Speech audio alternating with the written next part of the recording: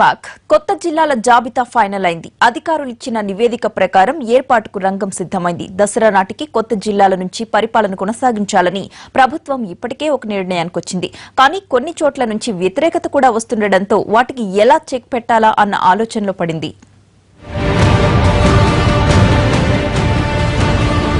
తెలంగాణలో ఇప్పుడు hot topic కొత్త జిల్లాలే. వరంగల్, మహబూబ్నగర్ మినహా మిగిలిన చోట్ల ఎలాంటి అభ్యంతరాలు కనిపించడం లేదు.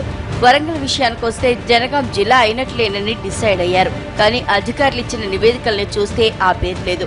జనగాం కాస్త నల్గొండ జిల్లాలోని యాదాద్రి పేరుతో ఏర్పడే జిల్లాలోకి వెళ్లింది. జనగామ రెవెన్యూ డివిజన్ కానుంది. దీనిపై తీవ్ర నిరసనలు వ్యక్తమవుతున్నాయి. టీఆర్ఎస్ నాయకుల్లో కూడా ఇది అంతర్యుద్ధానికి దారితీసింది. అటు పాలమూరులోని గద్వాల్ని జిల్లా చేయాలని రోడ్డెక్కారు కాంగ్రెస్ నేతలు. ఈ రెండు నియోజకవర్గాల నుంచే నిరసనలు కనిపిస్తున్నాయి.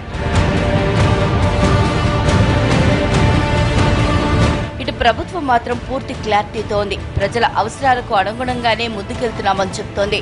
అయితే రాజకీయ కారణాలతో కొత్త జిల్లాలు ఏర్పాటు చేయాలనే డిమాండ్ ఎట్టి పరిస్థితుల్లోనూ పరిగణలోకి తీసుకోబోమన్నది కేసీఆర్ మాట.